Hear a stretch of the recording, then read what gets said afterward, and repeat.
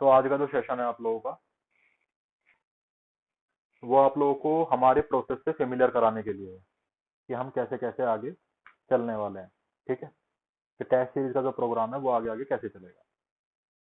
जैसा मैंने आप लोगों को आज शेड्यूल दिया, चैनल पे डाल दिया, वो आप लोगों के ग्रुप में भी डाल दिया जाएगा। लेकिन वो शेड्यूल प्योरली टेंटेटिव है, मतलब उसमें चेंजेस पॉसिबल हैं। चेंजेस किस रीजन पे पॉसिबल हो सकते हैं?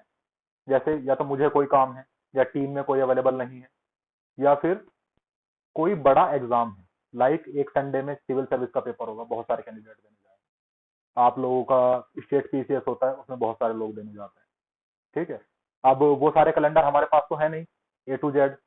हमें एक दो एग्जाम का पता हो सकता है, सबका तो नहीं हो सकता। कोई महाराष्ट्र से है, कोई कर्नाटका से है, कोई यूपी से है, सबके पीसीएस अलग अलग हो सकते हैं। ठीक है, तो अगर कोई ऐसा एग्जाम उस संडे पे आता है, तो हम उसको इंटरचेंज कर देंगे। किससे? पीवाईक्यू राइटिंग से। क्योंकि पीवाईक्यू राइटिंग जरूरी नहीं है आप टाइम पे ही सबमिट करो, पीवाईक्यू आप अपना आराम से भी लिख सकते हो, लेकिन टेस्ट आपको टाइम पे ही लिखना होगा। ठीक है, जो हमने आप लोगों को शेड्यूल दिया है, उसमें मैं आप लोगों को 11 पीवाईक्यू के पेपर लिखवा रहा हूँ पूरे पूरे, साथ में 10 टेस्ट लिखवा रहा हूँ पूरे पूरे। जो 11 पीवाईक्यू मैं लिखवाऊंगा, हर पीवाईक्यू की बैठ करके मैं क्लास लूंगा, एक एक टॉपिक की। ये नहीं है कि चार ऐसे में 6 में से 4 लिखने हैं तो 4 ही मैं सिखाऊंगा, 6 के 6 में लिखवाऊंगा, 6 के 6 में समझाऊंगा। ठीक है, ऐसे ही 2 आर्ग्यूमेंट 2 रिपोर्ट, मतलब पीवाईक्यू पे भी मैं पूरी पूरी क्लास ले रहा हूँ, जो कि आप लोगों की टेस्ट सीरीज में इंक्लूडेड नहीं थी। लेकिन क्योंकि राइटिंग प्रैक्टिस लगातार हर संडे चलनी चाहिए टिल एग्जाम, तो एक बार हम पीवाईक्यू लिखवाएंगे, एक बार टेस्ट लिखवाएंगे, एक बार पीवाईक्यू लिखवाएंगे, एक बार टेस्ट लिखवाएंगे, ताकि आप लोग हर संडे की लिखने की प्रैक्टिस में बने रहो। ठीक है, और कुछ टॉपिक पीवाईक्यू से एज इट इज मैच भी कर जाते हैं, और आपको लिखने का और सीखने का मौका डबल मिलेगा, उसमें हमारा कुछ नुकसान है भी नहीं, तो हमने वो चीज ऐड कर दी। ठीक है, ज्यादा से ज्यादा क्या होगा कि वीक में 1 से 2 क्लासेस मेरी एक्स्ट्रा ऐड हो जाएंगी, क्योंकि अगर मैं एक क्लास में पेपर खत्म करा पाऊंगा तो करा दूंगा, अदरवाइज 2 में होंगी, क्योंकि पेपर बड़ा होता है, उसे क्लास कराने में कम से कम 2 क्लास लग जाते हैं। तो हर वीक में मेरी 2 क्लास एक्स्ट्रा हो जाएंगी। बट ठीक है, कोई दिक्कत नहीं है, मैं वो 2 क्लासेस का टाइम भी अलग से निकाल लूंगा, आप लोगों के लिए वो बेनिफिशियल रहेगा। ठीक है, तो अब से और एग्जाम तक, जून एंड तक आप लोगों का ये प्रोग्राम पूरा चलेगा। जुलाई में आप लोगों का एक पीवाईक्यू राइटिंग है, और अगर जरूरत पड़ेगी, ये 10 टेस्ट मैंने प्रॉमिस किए हैं, जरूरत पड़ेगी मैं बढ़ा भी सकता हूँ। वो मैं राइटिंग के हिसाब से देखूंगा आप लोगों का क्या लेवल चल रहा है, अगर जरूरत पड़ेगी तो मैं टेस्ट बढ़ा भी सकता हूँ, कम नहीं होंगे, बढ़ा सकता हूँ। ठीक है, अगर मुझे लगेगा, कैंडिडेट टू कैंडिडेट भी वैरी कर सकता है। अगर मुझे लगेगा कोई कैंडिडेट बहुत अच्छा चल रहा है, उसे जरूरत नहीं है, तो उसे हम P1 के लिए एक्स्ट्रा टाइम देंगे कि पेपर 1 में अपना एक्स्ट्रा मेहनत करो। लेकिन अगर मुझे लगेगा कि कोई कैंडिडेट पेपर 2 में बहुत ज्यादा गड़बड़ कर रहा है, तो उससे मैं एक्स्ट्रा भी लिखवा सकता हूँ। ठीक है, क्योंकि अगर मैं सभी को जबरदस्ती एक्स्ट्रा लिखवाऊंगा तो उनके पेपर 1 पे असर पड़ सकता है। तो अगर मुझे लगेगा कि आपको स्पेसिफिकली जरूरत है इंडिविजुअल, इसीलिए मैंने 50 सीट्स रखी हुई है, कि मुझे इंडिविजुअली पता होना चाहिए कौन सा बच्चा किस लेवल पे है, उसे कितनी जरूरत है। अब मैं आप लोगों की, या तो मैं कॉपी चेक करूंगा, या फिर मेरा सजेस्ट किया हुआ कोई मैटर कॉपी चेक करेगा। ठीक है, आपके सामने बैठ के 1 to 1 आपकी एक एक कमी गिनाते हुए, तो हमें बिल्कुल साफ साफ पता होगा कि किस बच्चे को कितनी जरूरत है, उसे कहाँ सिखाना है, कहाँ वो स्पेसिफिकली गलती कर रहा है, एक एक चीज हमें पता होगी। ठीक है, यहाँ तक कोई परेशानी तो नहीं? सर, हर टेस्ट का रिव्यू मतलब पिछले वाले अगले टेस्ट से पहले हुआ ना? बिल्कुल, कॉपी चेक करने में टाइम लगेगा, लेकिन अगले टेस्ट से पहले हो जाएगी। टाइम क्यों लगेगा मैं वो भी बता देता हूँ। क्योंकि इंडिविजुअली एक एक की कॉपी चेक होनी है, और हो सकता है कि कोई बच्चा इतना अच्छा लिख रहा हो कि उसे बहुत ज्यादा समझाने की जरूरत नहीं है, तो उसका आधे घंटे से 45 मिनट में कॉपी चेक हो जाए। और हो सकता है कोई कोई बच्चा ऐसा भी होता है कि उसके डाउट ही अतरंगी होते हैं, वो 2 2 घंटे भी लेके बैठा रहता है मेंटर को। वो 2-2 घंटे तक अपने अतरंगी डाउट्स पूछ रहा है, यहाँ क्या करना है, ये कैसे करना है। अब किसी को भी मना तो नहीं किया जाएगा जब तक उसके डाउट खत्म ना हो। तो किसी एक की कॉपी 2 से ढाई घंटे में भी चेक हो सकती है और किसी की कॉपी आधे घंटे और 45 मिनट में भी चेक हो सकती है। ये डिपेंड करेगा पर्सन टू पर्सन कि कौन कितना अच्छा लिख रहा है, किसको कितने गाइडेंस की जरूरत है, किसके डाउट्स कितने हैं। और समझने की स्पीड भी सबकी अलग होती है, ये भी आप समझते हो कि कोई मेरी बात को 1 मिनट में समझ सकता है, किसी को मुझे उसे समझाने में 15 मिनट लग सकती है। अब 50 बच्चों की कॉपी चेक करना, अगर ऑन एन एवरेज में मान लो कि सारे कैंडिडेट्स बहुत अच्छे से समझेंगे, 1 घंटा पकड़ के चलूं तो 50 कॉपी चेक करना मीन्स 50 घंटे।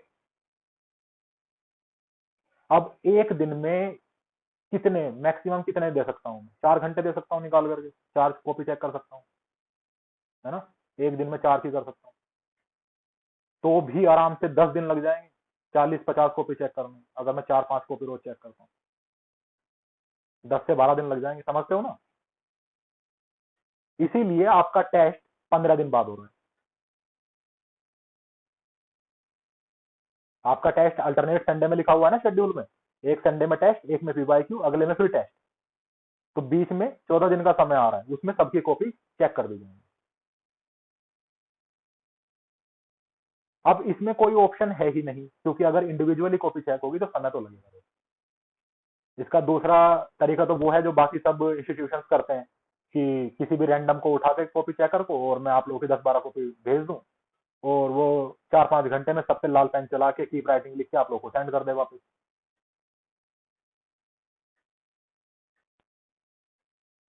या फिर आपके सामने बैठ करके आपका मेंटर कॉपी चेक करे, आपको उसके क्वालिफिकेशन पता हो, आपको उसका एक्सपीरियंस पता हो, वो आपके एक एक डाउट को सोल्व कर सके, कहाँ क्या लिखना था, कैसे लिखना था, क्यों लिखना था, क्या सोचा था, क्या नहीं सोचना था, क्या फॉर्मेट में गलतियां हैं, किसकी जगह क्या लिखा जा सकता था, वो सारी चीज एक एक आपको क्लियर करे। तो कहाँ बेहतर है कि कोई भी एक रैंडम रेड पेन चला करके आपको दे दे, या एक सामने बैठ करके आप उस इंसान को जानो, वो आपको जाने और तमीज में बैठ के कॉपी चेक करे।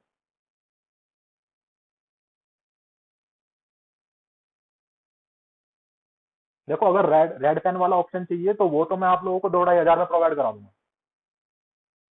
रेड पेन वाला ऑप्शन तो बहुत ईजी है, क्योंकि उसमें तो कुछ करना ही नहीं है। उसमें तो रैंडमली मैं किसी को भी दे दूंगा एक पेज बना करके कि इन फीडबैक में से कोई सा भी फीडबैक लिख करके दे दो और लाल पेन चला दो, मार्क्स दे दो अपनी मर्जी के। और मार्क्स में बहुत शॉर्ट है तरीका, सीधा बात है, शुरू में कम देने हैं, बाद में ज्यादा देने हैं, बच्चे का कॉन्फिडेंस अपने आप ज्यादा हो जाएगा। चाहे लिखने में उसका रत्ती भर इंप्रूवमेंट ना हो, शुरू में उसके मार्क्स दो, 2-3, 2-3, 2-3, और जैसे जैसे प्रोग्राम खत्म होने लगे मार्क्स कर दो उसे 12-13, 12-13, 12-13। उसे लगेगा पता नहीं क्या ही इंप्रूवमेंट हो गई मेरी तो टेस्ट सीरीज। कहाँ मेरे 2-3 मार्क्स आते थे, कहाँ मेरे 12-13 आते हैं। वो ये नहीं देख रहा कि वो तो स्टैंडर्ड फॉलो किया जा रहा है, वो सबको दिए जा रहे हैं।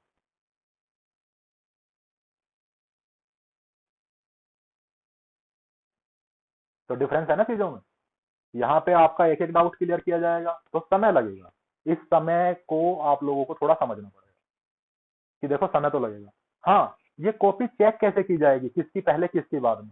बहुत सिंपल, जो पहले सबमिट करेगा उसकी पहले, उसी क्रम में कॉपी चेक की जाएगी जिस क्रम में वो सबमिट होगी। हाँ, अगर कोई अपनी कॉपी के टाइम पे अवेलेबल नहीं है कॉपी चेक होने, ऐसा भी होता है, कैंडिडेट जरूरी नहीं, घर में काम होते हैं, कोई पेपर होता है, कुछ भी होता है, कि जो उसका नंबर आना था वो अवेलेबल नहीं था, तो उसे एक मौका और दिया जाएगा। लेकिन कब? जब सबकी कॉपी चेक हो जाएगी। अगर कोई अपनी बारी को स्किप करता है तो जब सबकी कॉपी चेक हो जाएगी लास्ट में उसे एक मौका और दिया जाएगा कि अब आप आ जाइए, आपकी कॉपी चेक करें। ठीक है, उसे नोटिफाई पहले कर दिया जाएगा कि इस दिन इस टाइम पे आपकी कॉपी चेक होगी, एक मौका और दिया जा रहा है। लेकिन उस दिन भी नहीं आया तो फिर वो कॉपी उसे लाल पेन चला के मिलेंगे। ऐसा नहीं है चेक नहीं होगी, चेक वो तब भी होगी, लेकिन फिर वो लाइव नहीं होगी। ठीक है, फिर उसके मार्क्स और फीडबैक ऐसे ही दे दिया जाएगा पेन चला करके चेक करके। ठीक है, तो 2 मौके आपको लाइव में कॉपी चेक कराने को मिलेंगे, स्टिल आप अवेलेबल नहीं होते हैं तो फिर वो कॉपी आपको रिटर्न फीडबैक में मिल जाएगी। वो तब भी दूसरों से बेहतर ही रहेगा, सारे इंस्टीट्यूशन से बेहतर ही रहेगा, रिटर्न फीडबैक भी हमारा। बट स्टिल कोशिश करिएगा, कोशिश नहीं 100% कोशिश करिएगा कि लाइव ही कॉपी चेक हो, ठीक है। मैक्सिमम केसेस में मैं खुद चेक कर रहा हूँ, बहुत कम केसेस ऐसे होंगे कि मैं किसी और मेंटर को दूंगा, और आप लोग अपने मेंटर्स को भी जानते हो सारों को, वो सारे के सारे क्वालिफाइड, बट स्टिल मैं कोशिश करूंगा मैक्सिमम टाइम पे मैं ही कर रहा हूँ, किसी और की जरूरत ही ना पड़े। लेकिन अगर मुझे कोई काम आ जाता है, मैं अवेलेबल नहीं हूँ, ऐसा एक आध टेस्ट में हो भी सकता है कि मैं कहीं ऑफिशियल ट्रिप पे चला गया, कोई काम आ गया, ठीक है, या मेरी तबीयत वगैरह खराब हो गई, कुछ भी हो सकता है, 6 महीने का समय है, कुछ भी हो सकता है, 6 महीने के प्रोसेस में कुछ भी हो सकता है, ये आप भी समझते हो। तो फिर दूसरे मेंटर को एक आध बार आपकी कॉपी दी जा सकती है, लेकिन वो भी आपको पता होगा कौन है, कितना क्वालिफाइड है और कैसे कर रहा है। क्लियर?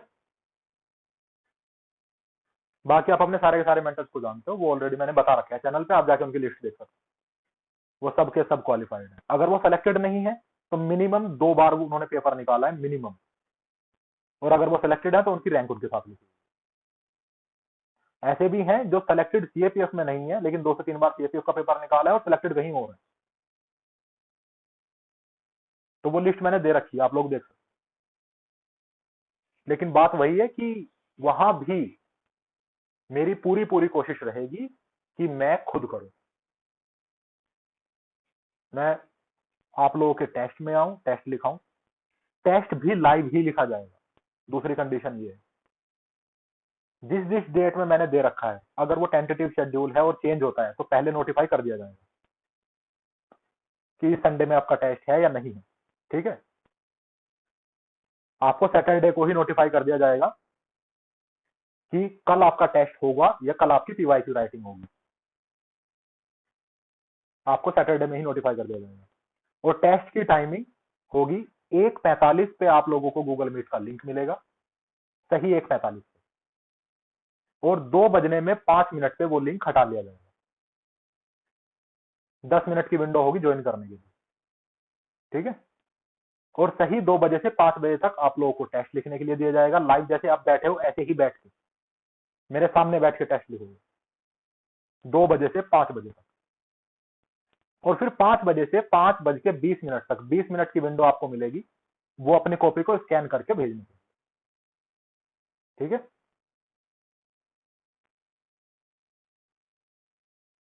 और वो जिस क्रम में आप लोगों की कॉपी आएगी उसी क्रम में आप लोगों की कॉपी चेक भी होगी,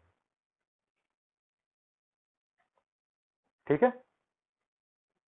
5:20 मैंने बोल दिया कि 5:20 तक कॉपी कर देना, लेकिन अगर किसी का टेस्ट पहले हो जाता है तो 5 से पहले भी कॉपी भेज सकते हैं, वो आप लोगों के ऊपर है कि जब आपका टेस्ट हो जाए। अगर आपका 4:30 पे टेस्ट खत्म हो गया, आप अपनी कॉपी को स्कैन करो, भेज दो,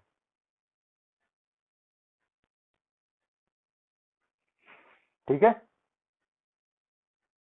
बीच में कोई लीव नहीं करेगा, कैमरे सबके ऑन रहेंगे, मेरे सामने सीधी कमर करके बैठ के एक बार में पेपर पूरा लिखो। अब प्लीज ईमानदारी से बताइएगा, आप लोगों में से पहले कभी किसी ने कहीं की टेस्ट सीरीज ऑप्ट की है? Raise your hand.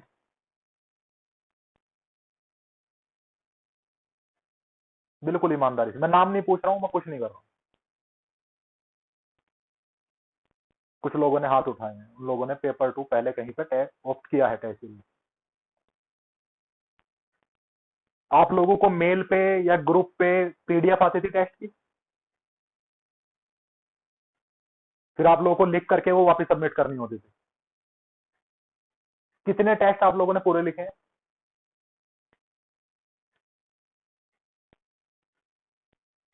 परसेंटेज में बता दो, 50% लिखे, 40% लिखे, कितने टेस्ट आप लोगों ने पूरे लिखे? 0%। एक ने फुल 50%, 90%, 50%, मतलब एक डेडिकेटेड कैंडिडेट था जिसने पूरे लिख दिए थे, बाकी सबको 50-60 के आसपास में, मतलब 10 में से 5-6 टेस्ट उन्होंने लिखे। अब सच सच बताना, बिल्कुल साफ साफ, एक बार में बैठ के टेस्ट पूरा करते थे?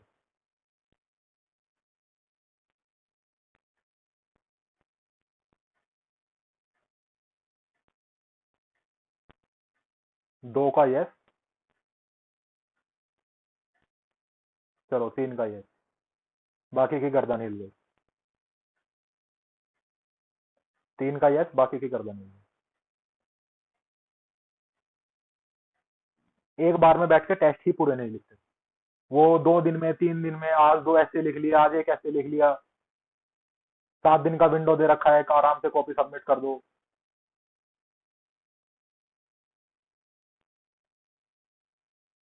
डिपेंड्स ऑन पेपर कितना पास है। हाँ, वो जून जुलाई तक जाते जाते तो सारे मेहनती हो जाते हैं। जून जुलाई के आसपास जो प्रेशर आता है उसी में सब मेहनती हो जाते हैं।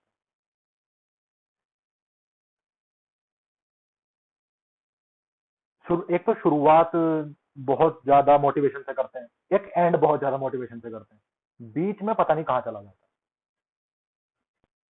है। जब फीस ताजी ताजी दी है, जब जेब से पैसे गए हैं, तब तो बहुत मेहनती होते हैं, अभी पलट देंगे दुनिया को हम, लिखेंगे, पूरा लिखेंगे इस बार। एक जब पेपर पास आने वाला होता है कि यार फीस भी दे रखी है, सब कुछ कर रखा, फिर भी नहीं पढ़ रहे हैं, वो रियलाइजेशन खुद में हिट कर जाता है। लेकिन बीच में वो मोटिवेशन गायब हो जाता है। तो आप लोग मोटिवेशन से चलने वाली चीज तो नहीं है, मानते हो ना? मोटिवेशन से चलने वाली चीज तो नहीं है, डंडे से चलने वाली चीज है। डिसिप्लिन आपको चला सकता है, मोटिवेशन नहीं चला सकता।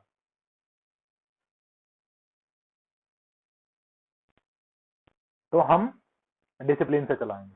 हमारे सामने आओगे, बैठोगे, टेस्ट लिखोगे, एक बार में पूरा लिखोगे, पूरे के पूरे लिखो। और ना सिर्फ टेस्ट लिखोगे, पीवाईक्यू लिखोगे, हर संडे बैठ के पूरा पेपर लिख रहे होगे 6 महीने तक।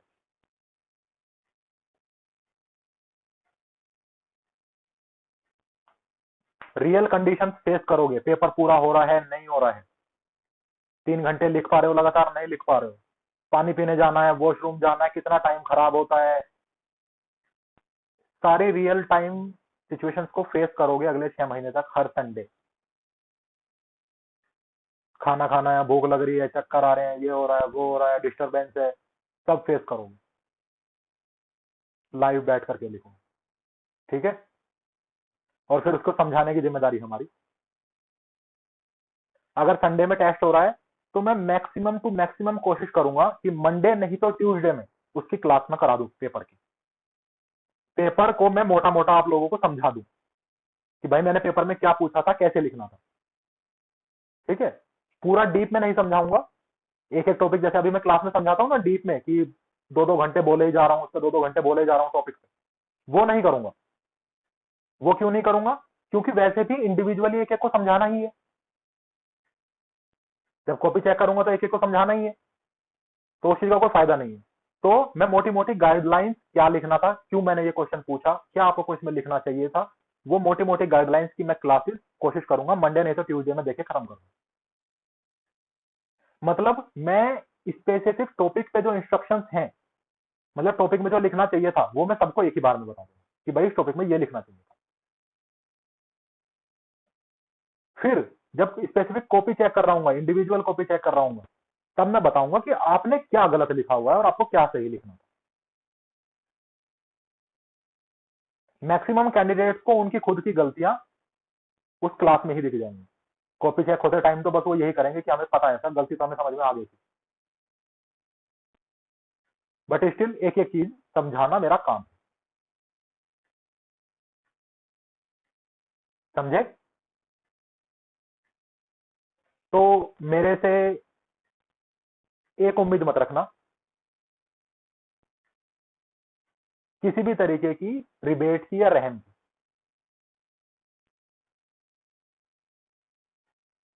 टाइम से बुलाया है तो टाइम से आना पड़ेगा, टाइम से काम दिया है तो टाइम से वो खत्म होना चाहिए।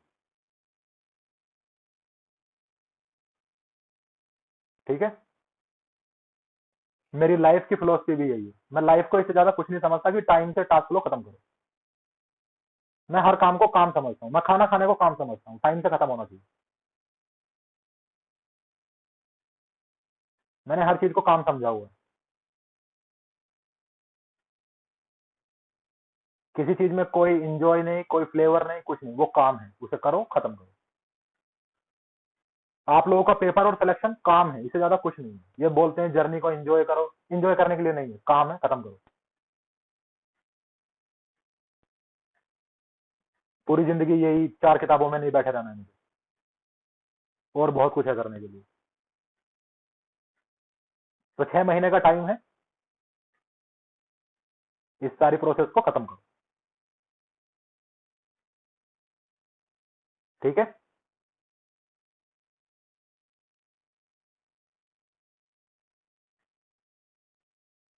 दो 2025 का पेपर दोगे तो 2027 में ज्वाइनिंग मिलेगी। 1% फेल हो गए, जिंदगी बर्बाद हो जाएगी, फिर 2028 2029 के लिए बैठे रहना। 2025 के पेपर में पास हो गए तो 2027 के अगस्त सितंबर में जाके ज्वाइनिंग मिलेगी। समझ रहे हो? यानी इस साल भी पास हो गए तो 2 साल तो फिर भी ऐसे ही रहना है। तो सोचो कि 2026 से बात चली गई तो क्या होगा, फिर तो जवानी निकल जाएगी इन चक्करों में। फिर यही याद रहेगा कि वीर बाल दिवस कब था, ये कभी याद नहीं कर पाओगे वैलेंटाइन डे कब था। याद वो भी करना है, प्रोसेस उसकी भी है, जवानी है भाई।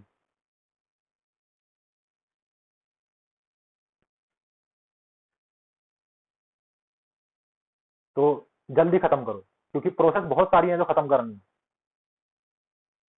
एक ही में फंस के कब तक बैठे रहोगे। तो टाइम से आओ, जो टाइम आपको दिया जाए टाइम से चीजों को करो और उन्हें खत्म करो। ठीक है, एक एक चीज के लिए मैं बैठा हुआ हूं, जब तक सिंगल सिंगल डाउट खत्म नहीं होगा तब तक मैं बैठा रहूंगा। प्लस वन मोर थिंग, मेरे से ये बिल्कुल उम्मीद मत करना कि मैं आपके टाइम के हिसाब से चलूंगा, आप मेरे टाइम के हिसाब से चलो। अगर मैं सुबह 3 बजे बोल रहा हूं तो सुबह 3 बजे आना पड़ेगा, अगर मैं सुबह 4 बजे बोल रहा हूं तो सुबह 4 बजे आना पड़ेगा।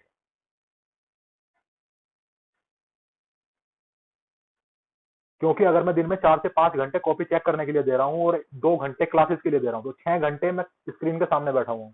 उसके अलावा भी एक लाइफ है जो मुझे जीनी है। तो मैं वो जो टाइम है वो कहां से निकालूंगा, मैं वो रात से निकालता हूँ, नींद से निकालता हूँ।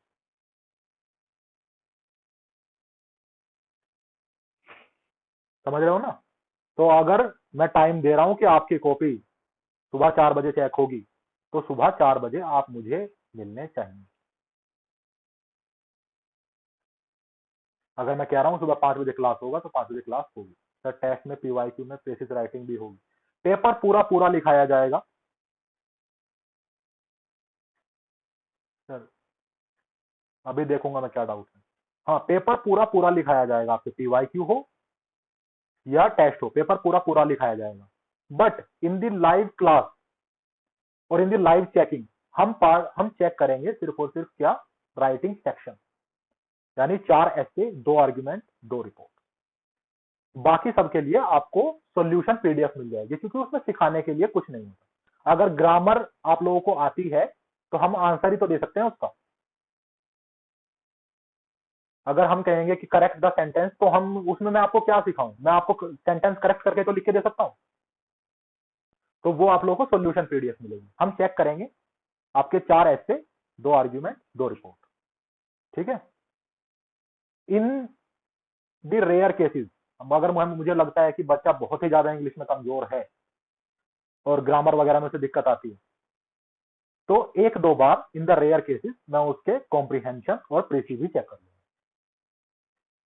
ये पर्सन टू पर्सन वेरी करेगा। ठीक है, जैसे मैंने कहा सपोर्ट में 100% देने के लिए तैयार हूं, मेहनत आपको करनी है। अगर मुझे जरूरत लगेगी कि इसका वो भी चेक होना चाहिए तो 1-2 बार में कर लिया करूंगा। ठीक है,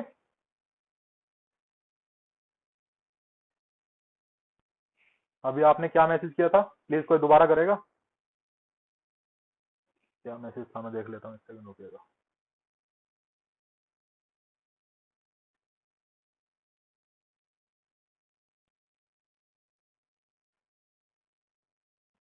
सर क्या पीवाईक्यू की भी इंडिविजुअल चेकिंग होगी? सर पीवाईक्यू की तो चेकिंग ही नहीं होगी, उसकी सिर्फ क्लास होगी, टेस्ट की चेकिंग होगी, पीवाईक्यू की सिर्फ क्लास होगी। Sir in the live test can we take help of Google और नोट? उसे चीटिंग बोलते हैं। आप पूछ रहे हो कि चीटिंग करूं या नहीं, तो टेस्ट में चीटिंग नहीं करते, प्रैक्टिस में चीटिंग करते हैं, टेस्ट में नहीं करते थे।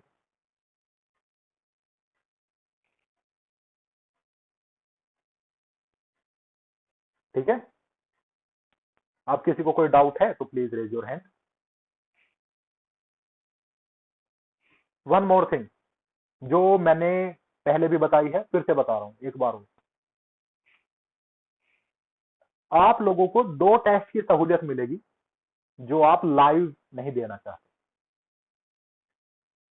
वो भी किस चीज पे, पहले आपको हमें उसका रिटर्न प्रूफ देना होगा। लाइक आपकी एसएसबी है, आप हमें रिटर्न प्रूफ दीजिए और जाइए, क्योंकि किसी एक या 2 कैंडिडेट की एसएसबी के लिए मैं पूरा टेस्ट नहीं हटा सकता, है ना। जैसे अगर सीएससी का पेपर है, बहुत सारे कैंडिडेट का है, मैं पेपर ही हटा दूंगा, मैं टेस्ट आगे पीछे कर दूंगा। लेकिन किसी की एसएसबी है, किसी के घर में कोई काम है, कोई इमरजेंसी है, कोई फंक्शन है, कुछ भी हो सकता है, तो मैं ऐसे 2 टेस्ट के लिए आपको सहूलियत दूंगा कि आप वो लाइव ना लिख करके लिखिए और सेंड कर दीजिए, ठीक है। लेकिन जब वो टेस्ट आपको प्रोवाइड किया जाएगा तो वो स्लॉट भी हम ही डिसाइड करेंगे कि कब से कब तक आप उसे लिख रहे हो। आप हमें बता दीजिए कि हमें 4 दिन अवेलेबल नहीं है, ठीक है, 5वें या 6ठे दिन हम एक स्लॉट देंगे कि इस टाइम से इस टाइम तक आप टेस्ट लिख कर हमें सबमिट करें, ताकि हम ये कंफर्म कर सकें कि आपने एक ही बार में बैठ करके एक ही सीटिंग में आपने पूरा पेपर लिखा है।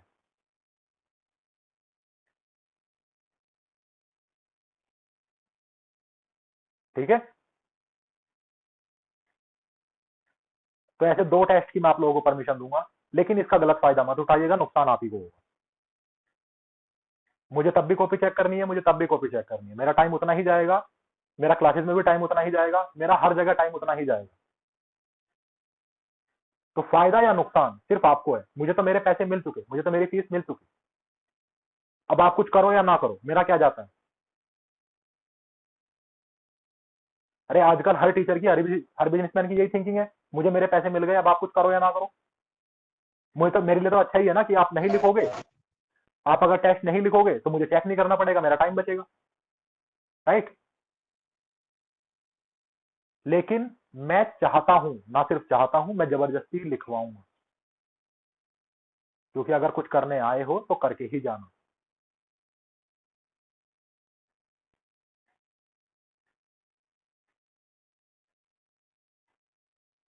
तो इस चीज का गलत फायदा मत उठाइएगा, इसीलिए रिटर्न प्रूफ मुझे चाहिए होगा, एसएसबी है, एडमिट कार्ड दीजिए, फैमिली में कोई इमरजेंसी, कोई फंक्शन है, अपने मदर या फादर से हमें उस चीज को कहलवाइए कि आपको कोई काम है, आप अवेलेबल नहीं होंगे, सिर्फ आपके कहने से आपको छुट्टी नहीं मिलेगी।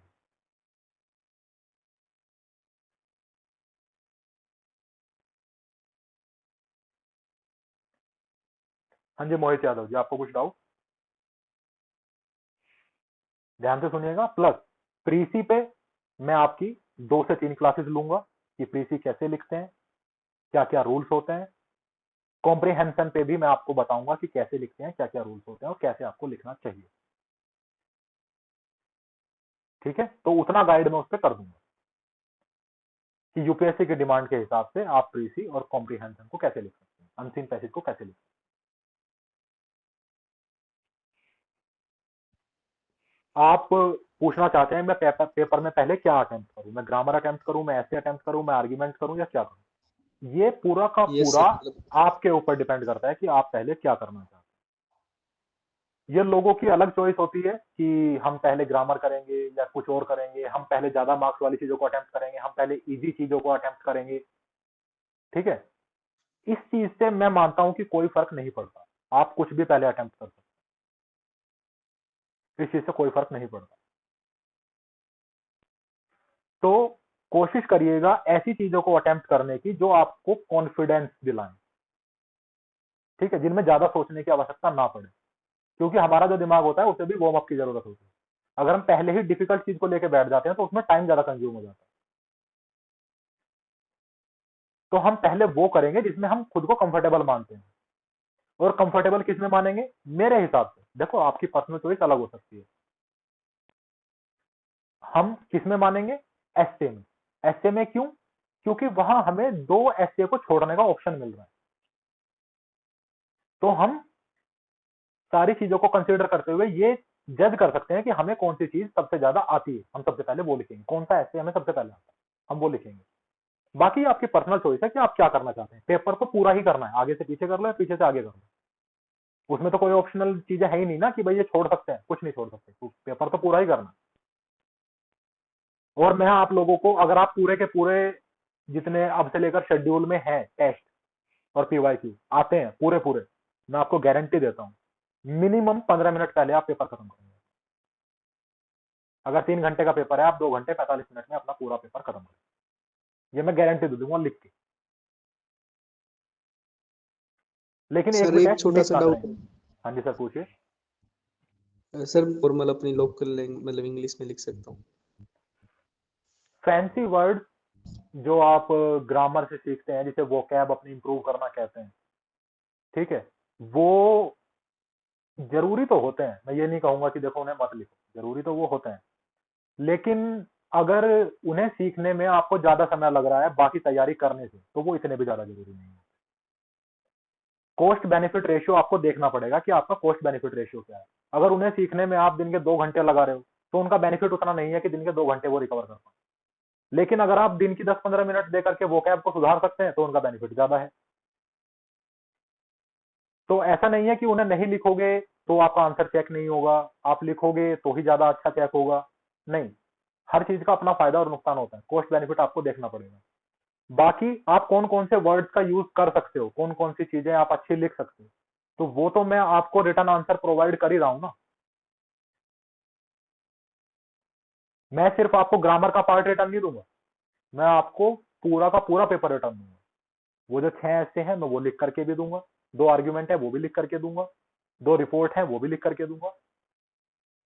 तो आपको 3 तरीके से मिल रहा है इवेल्युएशन। फर्स्ट, मैं आपका इंडिविजुअली बैठ के कॉपी चेक कर रहा हूं। दूसरा, मैं पेपर की लाइव क्लास करा रहा हूं। तीसरा, मैं आपको रिटर्न फॉर्मेट में पूरा पेपर सोल्व करके भी दे रहा हूं।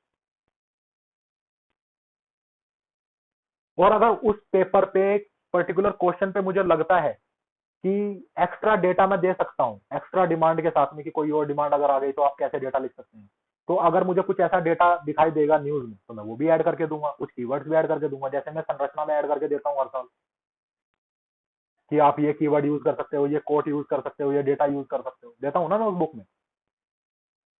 जो लोग उस बुक को पढ़ते हैं उन्हें देख लेना। मैं आप लोगों में से मैक्सिमम लोगों ने प्रीमियम कंटेंट का पार्ट हो, आप मैक्सिमम लोग, कोई एक दो ही नहीं होगा, मैक्सिमम लोग हो उसका पार्ट प्रीमियम का। मैं उसमें संरचना प्रोवाइड हर साल कराता हूँ, इस साल भी कराऊंगा। उसमें आपको वो fancy keyword, fancy data, quote, वो सब कुछ मिलेगा।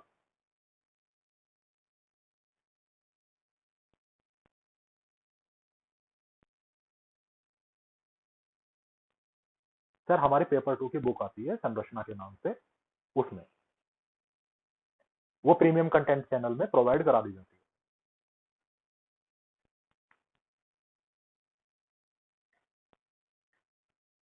बाकी इंडिविजुअली उसे कोई बाय करना चाहता है बाहर से कर सकता है, लेकिन प्रीमियम कंटेंट में वो डायरेक्टली अवेलेबल हो जाती है। और मैं आप लोगों का ये भी देख रहा हूँ कि आप लोगों ने प्रीमियम कंटेंट में आप चले तो गए हो, लेकिन आप लोगों ने यहाँ पे वही हरकत शुरू कर दी जिससे मुझे सबसे ज्यादा नफरत है।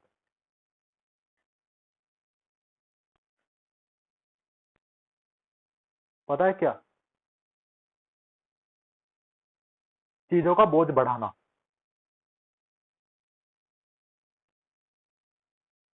आप लोग ये सोचते हो कल कर लेंगे अटेम्प्ट, परसों कर लेंगे अटेम्प्ट, और वो पाइल अप होते होते अब किसी के 200, किसी के 300, किसी के 400 हो रखे होंगे।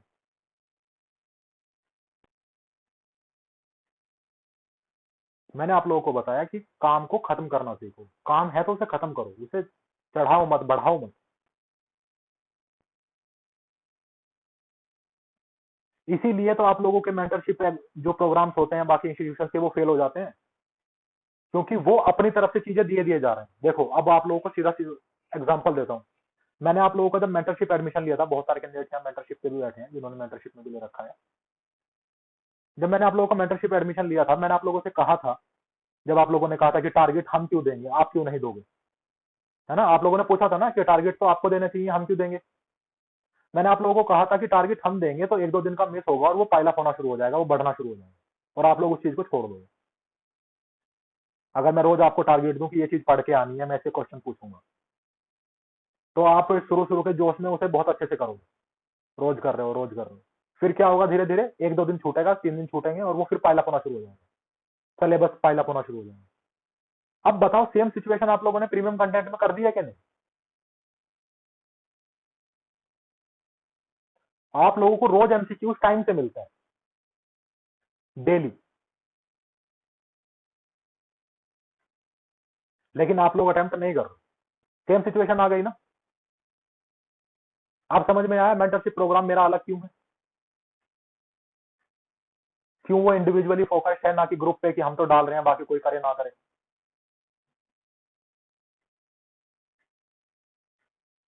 तो हमारा सारा फोकस्ड है इंडिविजुअल पे, एक एक चीज एक एक कैंडिडेट को इंडिविजुअली प्रोवाइड की जाए, ना कि ग्रुप बना के 50 को 55 को 100 को। 50-55-100 तक तो ठीक है, 1000 2000 3000 तक 5000 तक लेके जा रहे हैं लोग। 5000 का एक चैनल ग्रुप बना दिया और उसमें रोज टारगेट भेज रहे हैं, क्वेश्चन भेज रहे हैं, टारगेट भेज रहे हैं, क्वेश्चन भेज रहे हैं, ये देख नहीं रहे कि कौन कर रहा है कौन नहीं कर रहा।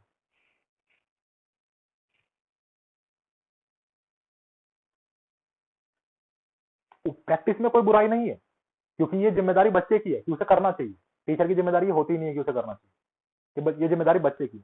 लेकिन उस चीज को मेंटरशिप का नाम देना गलत है, क्योंकि मेंटर वही है जो 24 घंटे आपके साथ रहे, आपको इंडिविजुअली फोकस करे। प्रोग्राम वो सही है, ऐसे ऐसे इंस्टीट्यूशन जैसे भी ये प्रोग्राम चला रहे हैं बहुत अच्छा है, कोई बुराई नहीं है उसमें। जो बच्चे सेल्फ डिसिप्लिन है उनके लिए बहुत अच्छी चीज है वो, लेकिन उन्हें मेंटरशिप का नाम नहीं दे सकते।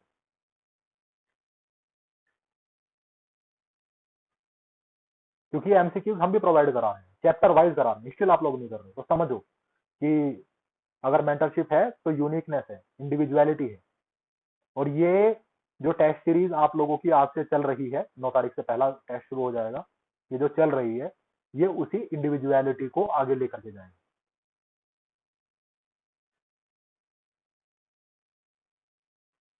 क्लियर?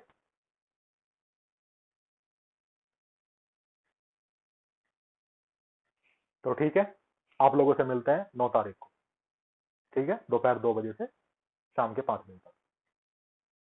धन्यवाद।